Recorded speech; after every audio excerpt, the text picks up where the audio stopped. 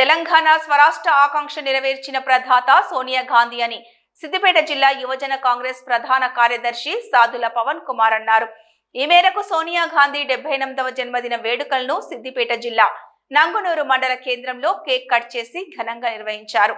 ఈ సందర్భంగా మాట్లాడుతూ 1200 మంది తెలంగాణ బిడ్డల ఆత్మ బలిదానాలు చూసి చలించిపోయి ఉమ్మడి రాష్ట్రంలో కాంగ్రెస్ పార్టీ నష్టపోతోందని తెలిసి కూడా తెలంగాణ ఇచ్చారని తెలిపారు.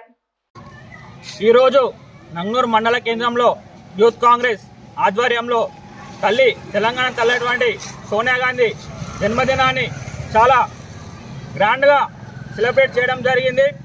సోనియా గాంధీ తెలంగాణ తల్లి, సోనియా అంటేనే తెలంగాణ, తెలంగాణ అంటేనే సోనియా. 1200 బిడ్డల ఆత్మ బలిదానాలు చెల్లించిపోయి ఆంధ్రప్రదేశ్లో